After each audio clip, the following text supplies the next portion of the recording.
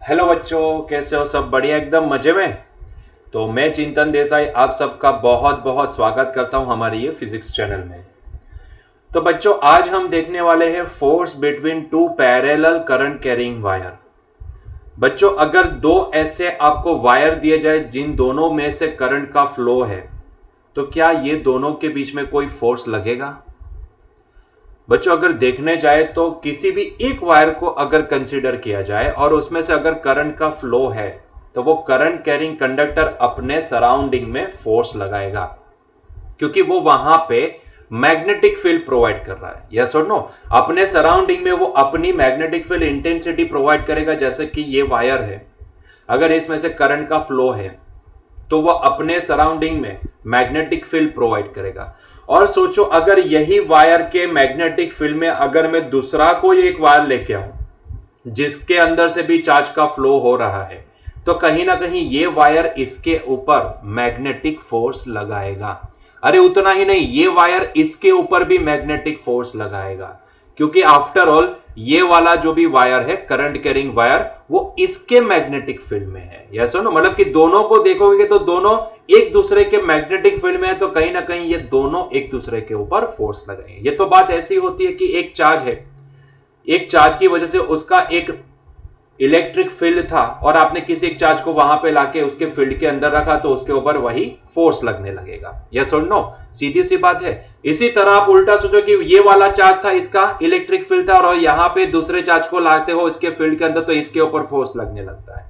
तो बात यही निकल के आती है कि क्योंकि यहां पे दोनों करंट कैरिंग कंडक्टर है, दोनों का खुद का मैग्नेटिक फील्ड है। तो अगर किसी एक के मैग्नेटिक फील्ड में अगर आप किसी दूसरे को लाते हो, तो 100% इनके बीच में चार्ज का फोर्स का अस्तित्व आने वाला है। यस और नो? और हमें यही फोर्स निकालना है।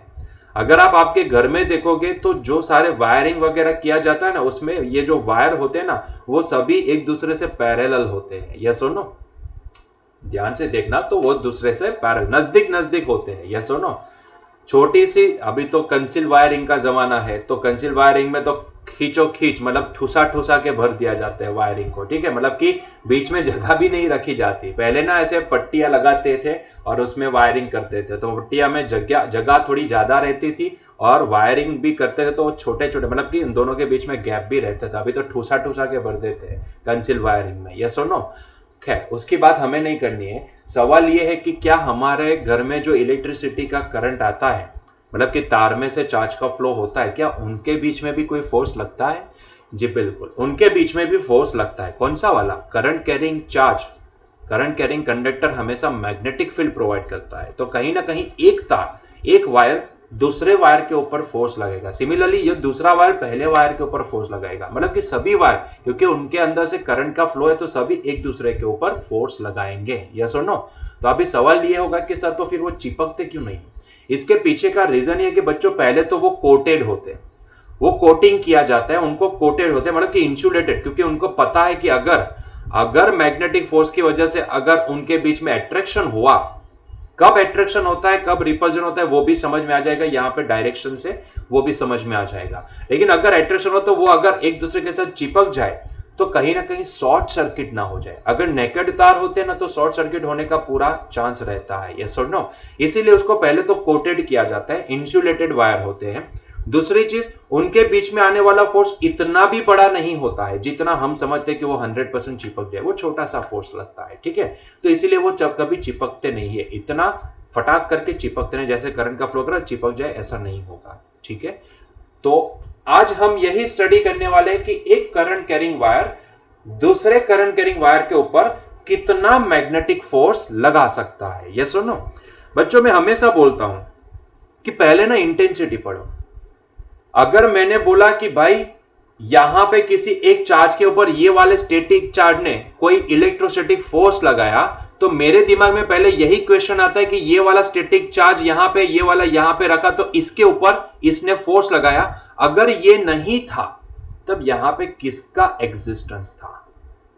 वहां पे इंटेंसिटी का एग्जिस्टेंस था। मतलब कि इसकी इलेक्ट्रोस्टैटिक फील्ड की इंटेंसिटी यहां तक थी। यहां पे कोई चार्ज नहीं है, फिर भी वहां पे इंटेंसिटी है। जिसको हम उसका इलेक्ट्रिक फील्ड बोलते हैं। और क्योंकि जब भी मैं वहां पे चार्ज दूसरा चार्ज प्लेस करता हूं तो कहीं ना कहीं यही इंटेंसिटी कन्वर्ट हो जाती है किसमें, फोर्स में। तो यहां पे भी ऐसा ही समझना है, अगर एक तार के द्वारा दूसरे तार के ऊपर कितना फोर्स लगेगा ये जानना है आपको, तो आपको पहले ये अज्यूम करना पड़ेगा कि वो दूसरा जो तार है जिसके ऊपर आप फोर्स निकालना चाहते हो वो पहले यहां पे नहीं है। अगर वो यहां पे नहीं है तो वो वहां पे किसका एग्जिस्टेंस है, ठीक है। हम इसी तरह से यहां पे मैग्नेटिक फोर्स निकालेंगे। तो मैं पहले क्या अज्यूम करूंगा, मैं पहले यह अज्यूम करूंगा कि मान लो कि ये तार यहां पे नहीं है, ये जो ग्रीन कलर का तार था जिसके ऊपर मैं फोर्स निकालना चाहता था वो यहां पे नहीं है। अभी सोचो कि यहां पे वो नहीं है जहां पे मैंने उसको रखा था पहले, ठीक है, वहां पे नहीं है, तो वो प्लेस के ऊपर किसका एग्जिस्टेंस है, तो मैंने यहां पे दिखाया है, ध्यान से देखो। वहां पे ये वाला जो आपको दिख रहा है ना ब्लैक कलर का तार, उसके मैग्नेटिक फील्ड इंटेंसिटी का एग्जिस्टेंस है। तो यहां पे किसका एग्जिस्टेंस है, जहां पे मैंने ये तार रखा हुआ था ग्रीन कलर का, वहां पे इसकी फील्ड इंटेंसिटी का एग्जिस्टेंस है। और अगर मैं इसका फील्ड निकालना चाहूं तो बच्चों कैसा निकलेगा, सोचो, सोच के बताओ, डायरेक्शन निकाल के मुझे बताओ। आप क्या करोगे, करंट की डायरेक्शन में थंब को पॉइंट आउट करोगे, ये हमारा थंब हो गया, और जिस पॉइंट पे, मतलब कि मुझे ये वाले पॉइंट पे मैग्नेटिक फील्ड इंटेंसिटी निकालनी है ना, क्योंकि ये तार पहले मैंने ग्रीन कलर का तार यहीं पे रखा था इसके पैरेलल में, ये सुन, तो मुझे वहां पे मैग्नेटिक फील्ड इंटेंसिटी निकालनी है। आपको इतना तो समझ में आया कि यहां पे वो तार नहीं है तो किसका एग्जिस्टेंस है, ये वाले तार के फील्ड का एग्जिस्टेंस है, यस और नो। तो वो फील्ड कितना है पहले तो ये निकालते हैं, उसके बाद वो फील्ड इसके ऊपर फोर्स लगाएगा वो देखेंगे, यस और नो। तो पहले तो ये निकालो कि यहां पे कितना फील्ड आएगा। तो मैंने थंब की डायरेक्शन करंट की डायरेक्शन में रखी, फिंगर्स को कौन सी डायरेक्शन में ओपन करना है, तो फिंगर्स को जहां पे आपको मैग्नेटिक फील्ड ओपन करना, मतलब मैग्नेटिक फील्ड फाइंड आउट करना है वो डायरेक्शन में पॉइंट आउट करना है। तो आपकी जो पाम होगी ना, वो पाम जो होगी वो आपको मैग्नेटिक फील्ड इंटेंसिटी की डायरेक्शन दिखाएगी, यस और नो। तो पाम कौन सी डायरेक्शन में पॉइंट आउट कर रही है, अंदर की ओर। यहां पे मेरे इमेज को मत देखो, मेरे जो यहाँ पे रिएक्शन है उसको मत देखो, उसके पीछे का रीजन है कि क्योंकि आपको यहाँ पे मिरर इमेज दिखेगी, आप खुद से स्क्रीन के अंदर देखो। और ये तार है तो तार की जो करंट की डायरेक्शन मैंने स्क्रीन के अंदर दिखाई है उसकी डायरेक्शन में आपका थंब पॉइंट आउट करो, और स्क्रीन को देखते देखते आपको जिस पॉइंट के ऊपर आपको मैग्नेटिक फील्ड इंटेंसिटी निकल है वहां पे आपकी फिंगर्स को पॉइंट आउट करो, तो आप पाओगे कि आपकी जो पाम है ना वो स्क्रीन के अंदर, आप आपकी स्क्रीन के अंदर देखो, मेरी इमेज में मत देखो, यस सुनो, मतलब मुझे मत देखो, मेरा जो वीडियो है वहां पे मत देखो, नहीं तो आपको मिरर इमेज दिखेगी, आपको उल्टा लगेगा, यस सुनो। आप खुद से देखो कि यहाँ पे, सॉरी मुझे लग गई, तो आप खुद से देखो कि आप जब भी ये तार की डायरेक्शन में थंब को पॉइंट आउट करोगे एंड फिंगर्स को आप जहां पे मैग्नेटिक फील्ड इंटेंसिटी निकलना वहां पे रखोगे, तो आपकी पाम ये स्क्रीन के अंदर का इशारा करेगी, मतलब कि यहां पे मैग्नेटिक फील्ड, यहां पे ही देखो ना, थंब करंट की डायरेक्शन में, फिंगर्स को हमने ये डायरेक्शन में ओपन किया, थंब ये डायरेक्शन में, तो करंट सॉरी मैग्नेटिक फील्ड अंदर की डायरेक्शन में होगा, यस ना, मतलब कि जेड डायरेक्शन अंदर की डायरेक्शन में दिखेगा। तो कहीं ना कहीं ये तार की वजह से मैं इतना बता सकता हूं कि यहां पे जो मैग्नेटिक फील्ड, जिस पॉइंट के ऊपर हम वो तार को रखने वाले हैं, वहां पे अगर मैं मैग्नेटिक फील्ड इंटेंसिटी की डायरेक्शन देखूं तो डायरेक्शन मुझे इनसाइड दिखेगी। समझ में आ रहा है, यहां पे जो फील्ड आएगा ड्यू टू दिस तार, ड्यू टू दिस तार, इसको हम ना तार को नाम दे देते हैं ए तार, ठीक है, इसका नाम हमने क्या दे दिया, ए। मान लो ये तार ए है, ब्लैक कलर से ही लिखता हूं, तो ये तार ए है, ठीक है, वायर ए है। तो इसकी वजह से जो भी फील्ड आएगा यहां पे, जिस पॉइंट के ऊपर हम मैग्नेटिक फील्ड, सॉरी हाँ मैग्नेटिक फील्ड, जहां पे बाद में फोर्स कैलकुलेट करने वाले हैं, ठीक है, तो जहां पे हम मैग्नेटिक फील्ड निकालना चाहते हैं उसकी डायरेक्शन इनसाइड आएगी। समझ में आ रहा है, यस और नो, इनसाइड क्यों आई वो समझ में आया। और उस हिसाब से देखा जाए तो अगर मैं इसके मैग्नेटिक फील्ड इंटेंसिटी की डायरेक्शन यहां पे दिखाऊं, जो सर्कल में ऐसे ये तार के सर्कल में है, वो आपको कौन सी डायरेक्शन दिखेगी पता है, यहां से इनसाइड, मतलब कि यहां से फील्ड अंदर जाएगा, मतलब कि वो यहां से ये डायरेक्शन में, यहां से ये डायरेक्शन है, वहां से घूम के वापस ये डायरेक्शन में, यहां पे ये डायरेक्शन में। आई बात समझ में, तो ये मैग्नेटिक फील्ड ये डायरेक्शन में होगा। क्लियर है, क्लियर हुआ यहां पे। तो जहां पे मैं मैग्नेटिक फील्ड इंटेंसिटी निकालना चाहता हूं वो पॉइंट पी, जहां पे मैंने ग्रीन कलर का वायर मुझे अभी रखना है, ठीक है, वो अगर यहां पे नहीं है, वो मान लो ये पॉइंट पी है, तो वो अगर ये पॉइंट पी के ऊपर नहीं है तो यहां पे किसका एग्जिस्टेंस है, यहां पे ये वाले तार के फील्ड का एग्जिस्टेंस है। उसको हमने कैसे दिखाया, क्रॉस से, क्योंकि मैंने देखा कि डायरेक्शन क्या आई, क्रॉस आई। ठीक है, आई बात समझ में? ये यूनिफॉर्म फील्ड है क्योंकि करंट जो भी है वो कांस्टेंट है। यस और नो, तो ये यूनिफॉर्म फील्ड है। अच्छा, अगर मैं आपको ये पूछूं कि ये मैग्नेटिक फील्ड इंटेंसिटी कितनी होगी, तो आप क्या बताओगे? मान लो कि ये जो डिस्टेंस है ना बच्चों, वो डिस्टेंस डी के बराबर है। कितना है? डी। यहां से ये डिस्टेंस, ये पॉइंट पी का डिस्टेंस क्या है? डी के बराबर है। ठीक है, स्मॉल डी है। तो अभी अच्छे बच्चों की तरह मुझे बताओ कि तो फिर ये वाला तार ये पॉइंट पी के ऊपर एट डिस्टेंस डी कितना मैग्नेटिक फील्ड दे सकता है? अच्छा, उसके लिए एक एजम्पशन लेते हैं। मान लो कि ये वाला जो तार है ना वो इनफाइनाइटली लॉन्ग तार है। अभी देखो, रियलिटी में इनफाइनाइटली लॉन्ग तार ऐसे होते नहीं। इनफाइनाइटली लॉन्ग तार ऐसे होते नहीं है, मतलब कि उसकी लेंथ क्या सच में इनफाइनाइट होती है? नहीं, ऐसा नहीं होता है।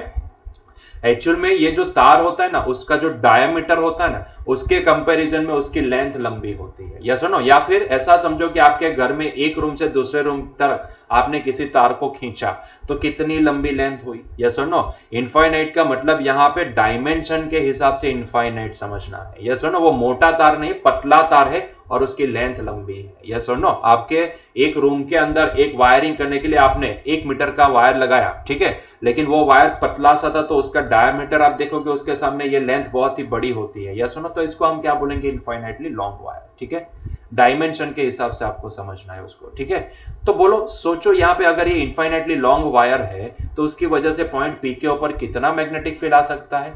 बताओ मुझे। मैं इसको रेड कलर से ही दिखाता हूं, रेड कलर की इंक से लिखूंगा। हाँ, magnetic field due to this wire A, मैं इसको बोलूंगा B A. So at point P आपको पता है ये मैग्नेटिक फील्ड इंटेंसिटी कितनी होती है? Mu zero into I A divide by 2 pi D. याद आया कुछ ऐसा? म्यू जीरो आई अपन 2 पाई डी, एक infinitely long wire, D perpendicular distance, ये डिस्टेंस जो भी है वो परपेंडिकुलर डिस्टेंस है, तो डी परपेंडिकुलर डिस्टेंस पे कितनी इंटेंसिटी देता है? म्यू जीरो आई अपन 2 पाई डी के बराबर। लेकिन यहां पे यहां से ये वायर में जाने वाला करंट आई ए है, तो हमने इसको क्या लिखा? आई ए। ठीक है, क्लियर है? तो यहां पे अभी किसका एग्जिस्टेंस है? मैग्नेटिक फील्ड का एग्जिस्टेंस है। किसका है? मैग्नेटिक फील्ड का एग्जिस्टेंस है। अभी सोचो बच्चों, यहां पे मैग्नेटिक फील्ड का एग्जिस्टेंस है और सडनली मैंने क्या किया? इसका फील्ड यहां पे मस्त यहां पे जनरेट हो चुका है और मैं क्या करता हूं? यहां से ये दूसरा वाला करंट कैरिंग वायर लेके आता हूं और इसको यहां पे वही पॉइंट पी के ऊपर प्लेस कर देता हूं। ठीक है, मैंने इसको प्लेस कर दिया। तो अभी यही फील्ड इंटेंसिटी किस में कन्वर्ट हो जाएगी? मैग्नेटिक फोर्स में कन्वर्ट हो जाएगी, क्योंकि अभी ये जो ग्रीन कलर वाला जो वायर है जिसको मैंने यहां पे प्लेस किया है, मैंने उसको किसी एक एग्जिस्टेंस जिसका है ऐसे फील्ड के अंदर प्लेस किया है। मतलब कि पहले से यहां पे एक फील्ड बनाया है, एक बनाया गया एक फील्ड है जिसके अंदर मैं अभी ये वायर को रखता हूं। तो आपको पता है मैग्नेटिक फील्ड का जहां पे एग्जिस्टेंस है उसमें अगर किसी करंट कैरिंग कंडक्टर को रखा जाए तो उसके ऊपर एक मैग्नेटिक फोर्स एक्ट करता है। हमने निकाली थी दोनों चीजें, एग्जिस्टिंग किसी फील्ड के अंदर मूविंग चार्ज के ऊपर कितना फोर्स लगता है एंड एग्जिस्टिंग फील्ड के अंदर एक करंट कैरिंग कंडक्टर के ऊपर कितना फोर्स लगता है, वो दोनों चीजें हमने वहां पे देखी है। यस और नो? तो मान लो कि यहां पे भी एक पहले से बनाया एक मैग्नेटिक फील्ड है। ये फील्ड किसने बनाया? ये फील्ड बनाया ये ब्लैक कलर के वायर ने। तो वहां पे ऑलरेडी उसकी इतनी मैग्नेटिक फील्ड इंटेंसिटी आ चुकी है। यस और नो? इतनी फील्ड की इंटेंसिटी ऑलरेडी यहां पे है और मैं क्या करता हूं? यही पॉइंट के ऊपर मैं कहीं से एक दूसरा करंट कैरिंग वायर यहां पे लेके आता हूं। यस और नो? जो भी इनफाइनाइटली लॉन्ग है, समझो, जो भी इनफाइनाइटली लॉन्ग है। यस और नो? मान लो कि इसकी भी लेंथ इनफाइनाइट है, इसमें से मान लो कि आई एक करंट नहीं, अभी आई बी, ये बी वायर है तो इसके अंदर से मान लो आई बी करंट फ्लो कर रहा है। यस और नो? तो डेफिनेटली क्योंकि हमने ये बी वायर जो भी है उसको मैंने किसी एक एग्जिस्टिंग मैग्नेटिक फील्ड के अंदर प्लेस किया है, तो उसके ऊपर डेफिनेटली 100% श्योर उसके ऊपर कोई फोर्स लगेगा। अभी देखना यही है कि इसके ऊपर फोर्स कितना लगेगा। तो उसके लिए आपको याद होना चाहिए कि वो फोर्स का मैग्नीट्यूड कितना होगा। अगर आप किसी करंट कैरिंग कंडक्टर को किसी एक एग्जिस्टिंग मैग्नेटिक फील्ड के अंदर प्लेस करते हो तो उसके ऊपर कितना फोर्स लग सकता है। याद करो फॉर्मूला, याद करो फॉर्मूला। सर नहीं याद आ रहा है, ऐसे थोड़ी ना चलेगा भाई, याद तो रखना पड़ेगा ना। तो मैं यहां पे चलो लिखते हैं मैं यहां पे क्या लिखने वाला हूं, मैग्नेटिक फोर्स, फोर्स ऑन, ध्यान से देखना, मैं यहां पे क्या फाइंड आउट करने वाला हूं, force on wire B in magnetic field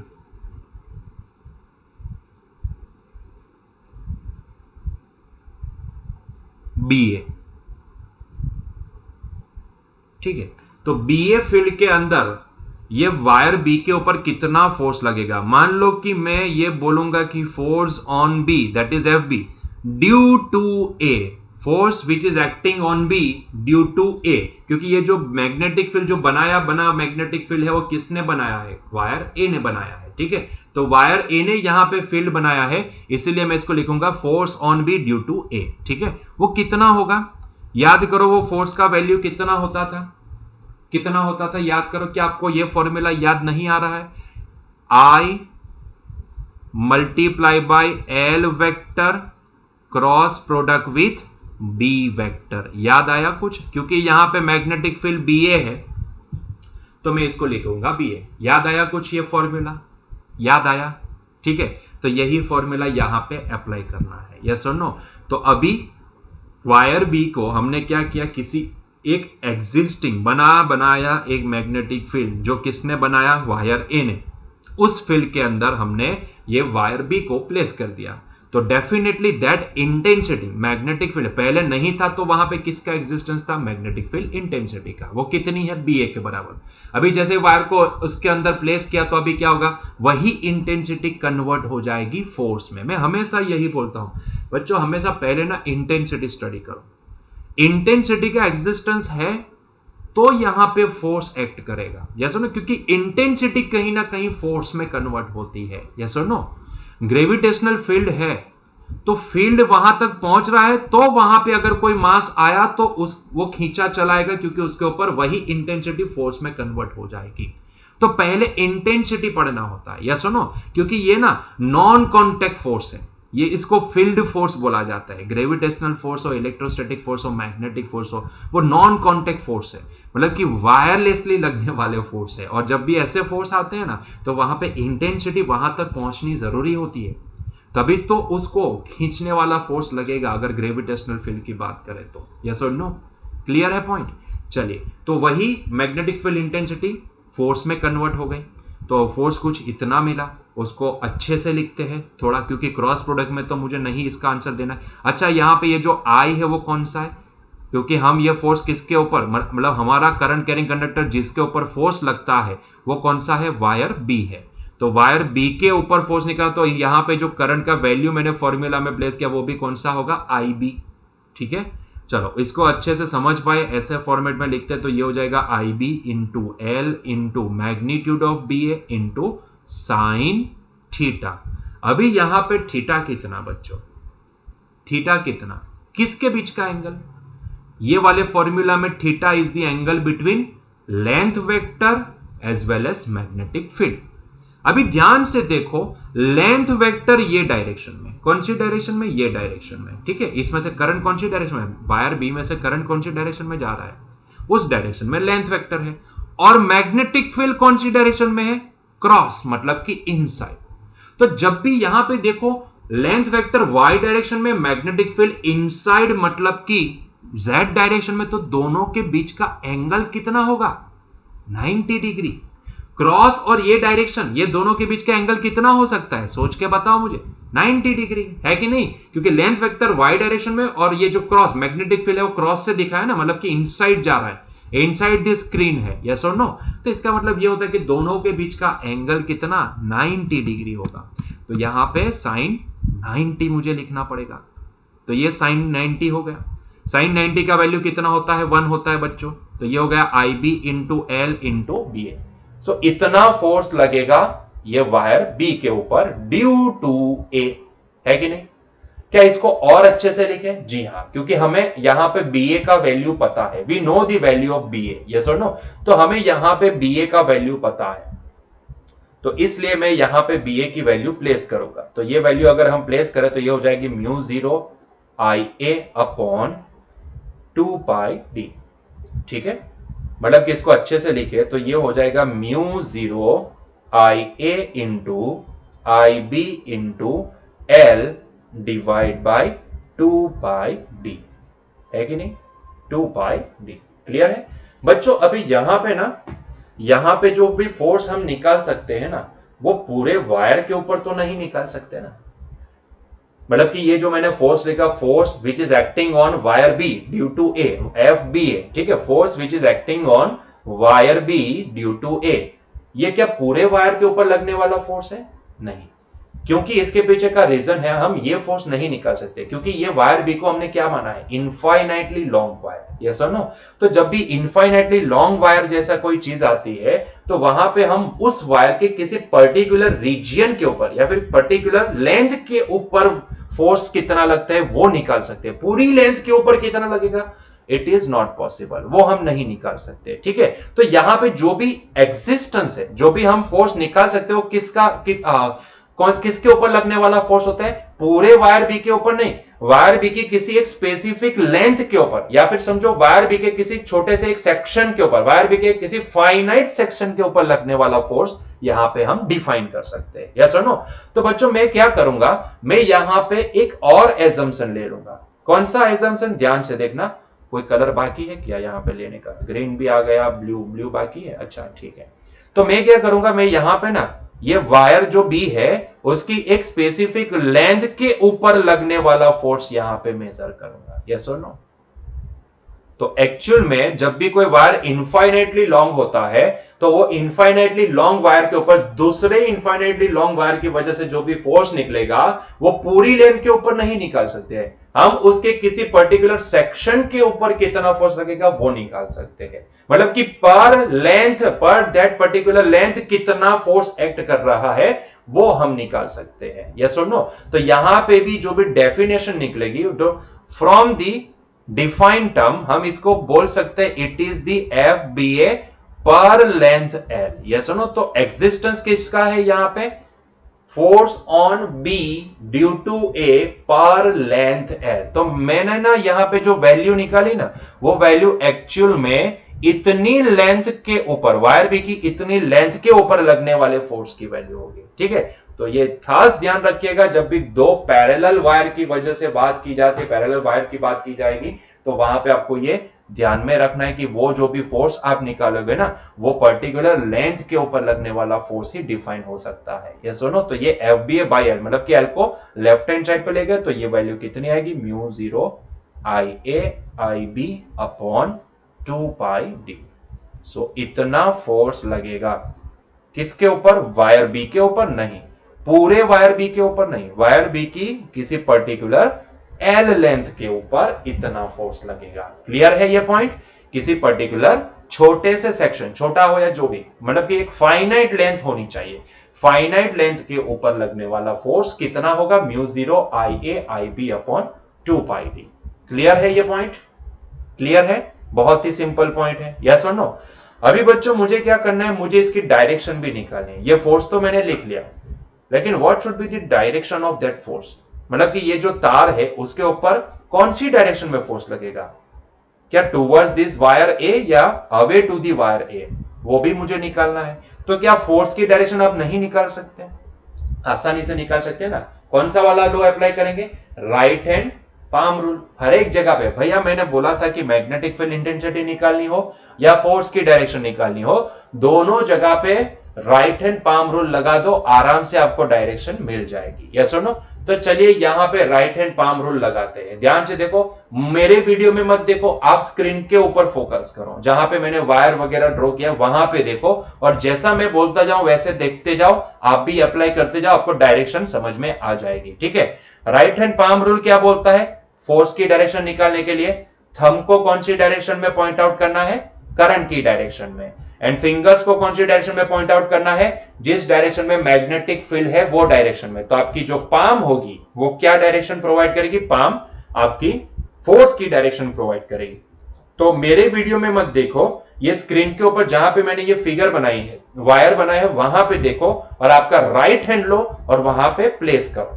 right hand लेके वहां पे आप डायरेक्शन खुद निकालो। करंट की डायरेक्शन में थंब को प्लेस करो, फिंगर्स को मैग्नेटिक फील्ड की डायरेक्शन में, तो आपके हिसाब से यहां पे स्क्रीन के अंदर मैग्नेटिक फील्ड है, तो स्क्रीन के अंदर मैग्नेटिक फील्ड जाएगा तो आपका हैंड जो भी है, फिंगर्स, वो स्क्रीन के अंदर जाती हुई दिखनी चाहिए। तो आपकी जो पाम होगी ना, वो आपको यहां पे मत देखना, क्योंकि यहां पे मिरर इमेज आएगी, तो आपको ये डायरेक्शन दिखेगी, ठीक है, उल्टी डायरेक्शन दिखेगी। यहां पे आप खुद ट्राई करो, स्क्रीन के अंदर देखो और खुद ट्राई करो, तो आपको पाम की डायरेक्शन ना ये डायरेक्शन में दिखेगी। कौन सी डायरेक्शन, मैं यहां पे दिखाता हूं। तो ये जो फोर्स होगा ना, फोर्स ये डायरेक्शन में लगेगा। This will be the direction of force, ठीक है, उसको अलग कलर से दिखाता हूं, ठीक है। तो ये डायरेक्शन में फोर्स लगेगा।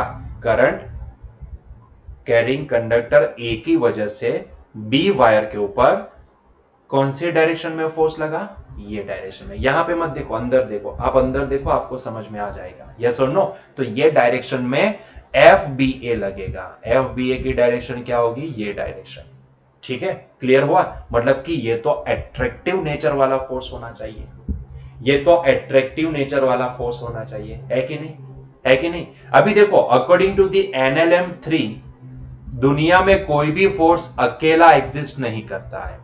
अगर किसी एक्शन पेयर है तो उसकी रिएक्शन पेयर भी हमेशा वहां पे एग्जिस्ट करेगी, करेगी, यस और नो। जैसे कि हम अगर समझना चाहे, आपने शायद एनएलएम में पढ़ा ही होगा कि अगर किसी मास एम को मैं किसी सरफेस के ऊपर रखता हूं, तो ये मास एम ना सरफेस के ऊपर mg लगाता है, और उसी mg की वजह से, क्योंकि ये मास m ने सरफेस के ऊपर mg लगाया, तो यही सरफेस उस मास m के ऊपर एक नॉर्मल लगाएगी, यस और नो, है कि नहीं।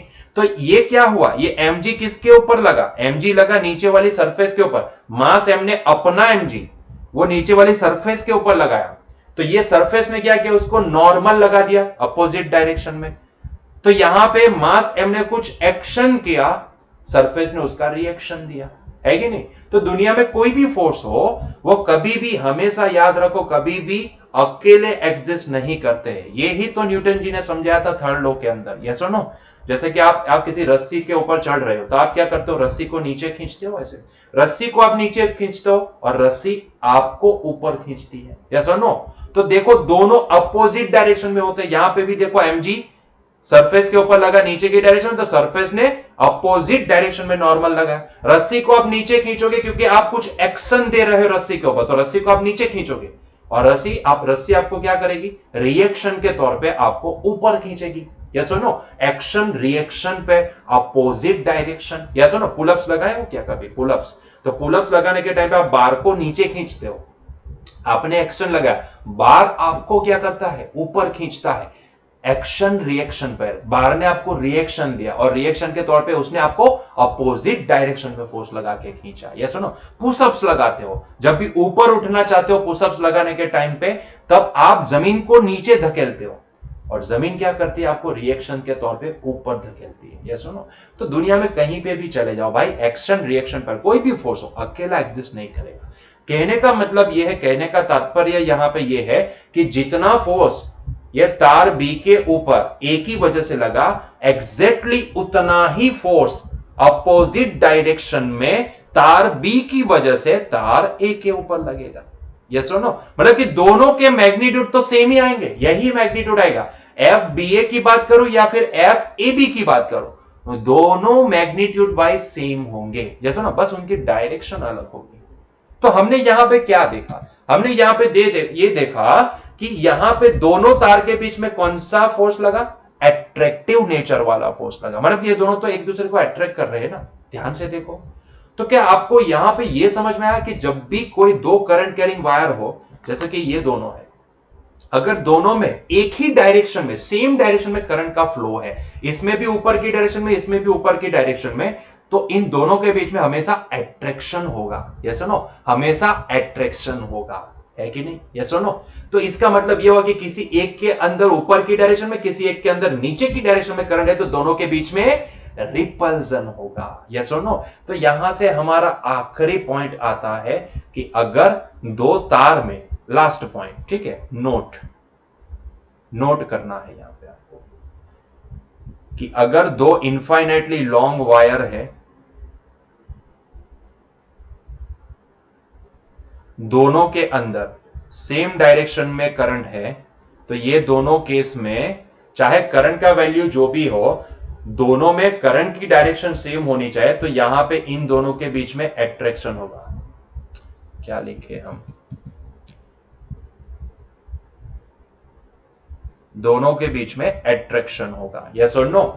एंड जब भी अगर मान लो कि दो वायर है, दोनों में अपोजिट डायरेक्शन में करंट का फ्लो है, तो ऐसे केस में ये दोनों वायर एक दूसरे को क्या करेंगे, रिपेल करेंगे, यस और नो। ये दोनों एक दूसरे को क्या करेंगे, रिपेल करेंगे। तो इसमें से मान लो I1 और ये उल्टी डायरेक्शन में I2 है, तो ये दोनों एक दूसरे को रिपेल करेंगे। तो करंट की वो आप डायरेक्शन से भी पता लगा सकते हो, ठीक है। इसमें करंट की डायरेक्शन आप ये डायरेक्शन समझ लो, तो वहां पे थंब को पॉइंट आउट करोगे और आपकी जो फिंगर्स है वो अंदर जाएगी, तो ये जो पाम है वो ये डायरेक्शन दिखाएगी। मेरी वीडियो में मत देखो, आप खुद देखो, क्योंकि यहाँ पे मिरर दिखेगा आपको, ठीक है, मिरर इमेज दिखेगी, इसलिए आपको उल्टी डायरेक्शन दिखेगी।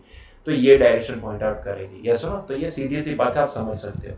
तो मतलब कि अगर दो पैरेलल वायर्स है, दोनों में सेम डायरेक्शन में करंट है, तो दोनों के बीच में एट्रैक्शन होगा। और अगर दोनों में अपोजिट डायरेक्शन का करंट है, तो दोनों के बीच में रिपल्जन होगा, ठीक है। दोनों तार एक दूसरे को रिपेल करेंगे अगर दोनों में करंट का डायरेक्शन अपोजिट है।